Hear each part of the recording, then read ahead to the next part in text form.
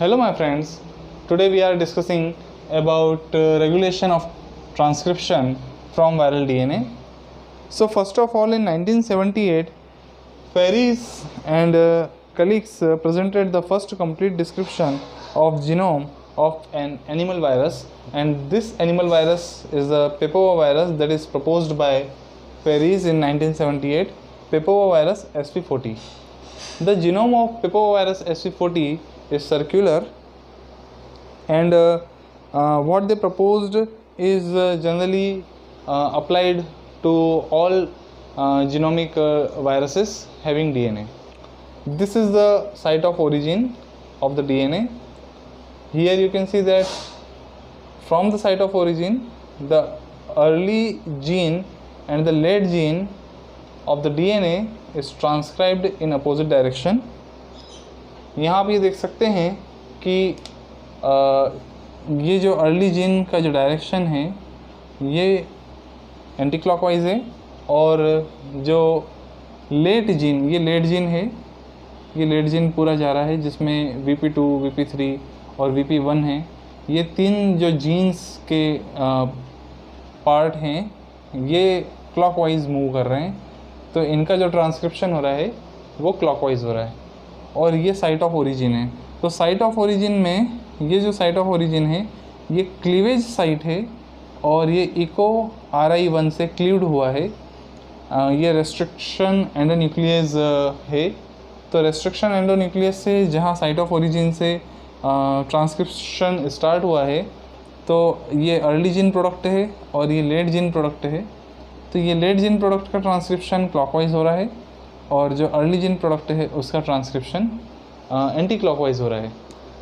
तो the furious in 1978 presented the model of papoviruses SV40 for the transcription, and he proposed that first, जैसा कि मैंने आपको बताया, early gene and late gene are transcribed in opposite direction. इसका direction ये है clockwise और इसका डायरेक्शन एंटी क्लॉकवाइज है। सेकेंड, यहाँ आप ये देख सकते हैं कि ये ओवरलैपिंग हो रही है, जैसे कि ये ओवरलैपिंग हो गई है, ये ओवरलैपिंग हो गई है। एक जीन ये है, दूसरा ये VP1 है, ये VP3 है और ये VP2 है। VP3, VP2 और VP1 में यहाँ पर ये ओवरलैपिंग है, इसलिए यहाँ जो ट्रांसक्रिप्शन होगा और ट्रांसलेशन होगा, इनके जो प्रोटीन्स बनेंगे इनके कॉमन एमिनो एसिड्स होंगे। Then third, same nucleotide sequences से डिफरेंट टाइप के एमिनो एसिड्स बन सकते हैं। तो जैसे कि मान लीजिए ये सेम न्यूक्लियोटाइड का एक सीक्वेंस है, पर इससे हो सकता है कि ये जो प्रोटीन बन रहा है, प्रोटीन सॉरी ये प्रोटीन नहीं है, ये यहाँ से जो प्रोटीन बनेगा वो प्रोटीन का एमिनो एसिड्स सीक्वेंस इस वाले जीन के एमिनो एसिड सीक्वेंस इन दोनों में डिफरेंस हो। तो अगर सेम न्यूक्लियोटाइड सीक्वेंस भी है और यहाँ ओवरलैपिंग नहीं है, तो ऐसे कंडीशन में डिफरेंट टाइप के एमिनो एसिड्स बना सकते हैं। ये थर्ड पार्ट था। Then what they proposed the fourth one. अब देखिए यहाँ पर हमें पता है कि किसी भी जीनोम में इंट्रॉन्स और एक्सट्रॉन्स होते हैं। तो जो इंट्रॉन्स है यहाँ पर इन इंट्रॉन्स को इस ये वेव से बताया गया है कि जो पूरा जीन प्रोडक्ट है, जो पूरा DNA है, उसमें केवल इतना ही पोर्शन, ये जो डॉटेड पोर्शन है, यही पोर्शन ट्रांसक्राइब होगा, इसका ट्रांसक्रिप्शन होगा। लेकिन ये जो जीन प्रोडक्ट है, ये वाला, ये जो आप देख रहे हैं, ये जो जीन है, जीन सीक्वेंस है, इसका ट्रांसक्रिप्शन तो होगा पर इसका ट्रांसलेशन नहीं होगा। क्यों? क्योंकि ये जो जीन प्रोडक्ट हैं ये बेसिकली इंट्रॉन्स हैं, और इंट्रॉन्स का ट्रांसक्रिप्शन तो होता है लेकिन ट्रांसलेशन नहीं होता है। और भी वेवी, जैसे कि ये देखिए, ये वेवी पार्ट जो है ये बेसिकली इंट्रॉन है, और इसका ट्रांसक्रिप्शन तो होगा लेकिन ट्रांसलेशन नहीं होगा। पहले यही माना जाता था कि जैसे एक DNA है, तो इस एक DNA से एक mRNA बनेगा, और उस एक mRNA से एक प्रोटीन बनेगा। लेकिन अब ऐसा नहीं है। अब हमें यह पता है कि एक DNA से जो एक mRNA बनता है ये पॉलीसिस्ट्रॉनिक mRNA भी हो सकता है, और या फिर ये मोनोसिस्ट्रॉनिक यानी कि छोटे छोटे पार्ट में बटा हुआ मोनोसिस्ट्रॉनिक mRNA भी हो सकता है। और ये monocistronic mRNA directly small proteins को भी बना सकता है। तो मोनोसिस्ट्रॉनिक mRNA से मोनोसिस्ट्रॉनिक प्रोटीन्स भी बन सकते हैं, और पॉलीसिस्ट्रॉनिक mRNA से पॉलीसिस्ट्रॉनिक प्रोटीन्स भी बन सकते हैं। तो पहले इतना नहीं पता था, लेकिन अब धीरे धीरे इस चीज़ के बारे में भी हमें पता चलने लगा है। तो इसको हम बोलते हैं पोस्ट ट्रांजिशनल क्लीवेज। एक बार ट्रांसलेशन हो गया है, प्रोटीन बन गया है, पोस्ट ट्रांसलेशनल क्लीवेज का मतलब होता है कि एक प्रोटीन बनने के बाद में उसका बाद में ये भी बाद में कन्वर्ट होकर के मोनोसिस्ट्रॉनिक प्रोटीन्स बनाए। इसको हम बोलते हैं क्लीवेज होना, प्रोटीन का क्लीवेज होना।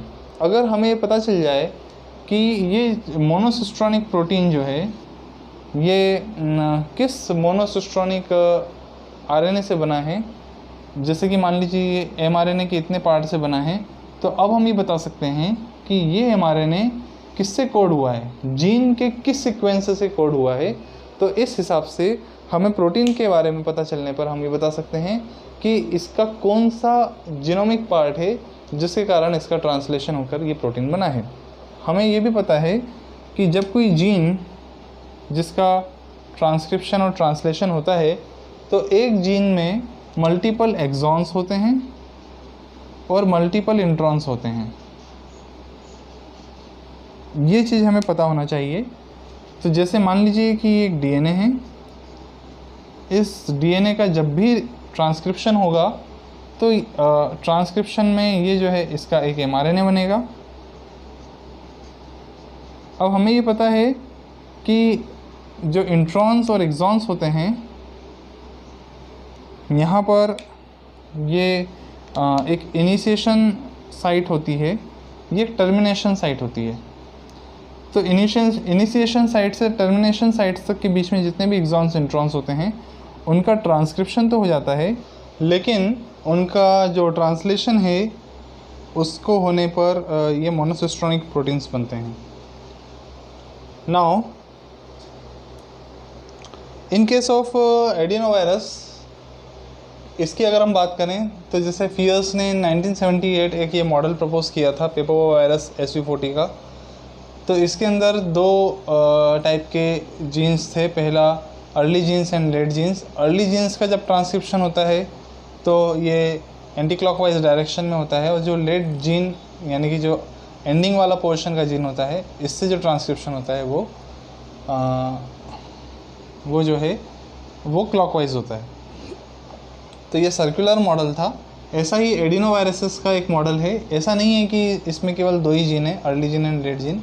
एडिनोवायरस के केस में pre early gene, intermediate gene और लेट जीन के बारे में बताया गया है, और इसका ट्रांसक्रिप्शन जब होता है तो EB1 और E1A, E1B इस टाइप की प्रोटीन्स का ट्रांसलेशन होता है।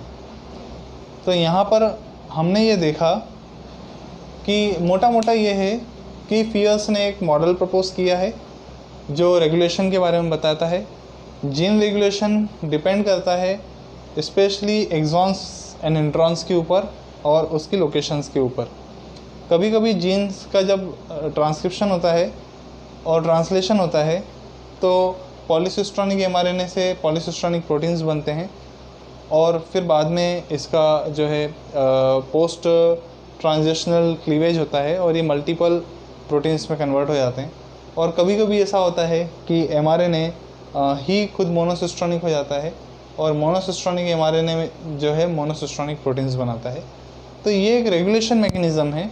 इसको हम तभी समझ सकते हैं जब हम जो वेवी यहाँ स्ट्रक्चर बनाए हैं इंट्रॉन्स, तो यहाँ पर जब हम इंट्रॉन्स के बारे में समझें, एक्सॉन्स के बारे में समझें, और जब हम इनिशिएशन साइट और टर्मिनेशन साइट के बारे में समझें, और ये समझें कि किस तरह से जहाँ जहाँ ओवरलैपिंग होती है जीन्स की, वहाँ एक कॉमन एमिनो एसिड का निर्माण होता है, और जहाँ पर ओवरलैपिंग नहीं होती है वहाँ सेम न्यूक्लियोटाइड होने पर भी डिफरेंट टाइप के एमिनो एसिड्स बनते हैं। तो इस टाइप से हमने समझा कि regulation of transcription in case of viral DNA किस तरीके से होता है। नेक्स्ट हमारा टॉपिक रहेगा regulation of transcription from viral RNA. इसके लिए हम नेक्स्ट वीडियो में डिस्कस करेंगे। थैंक्स।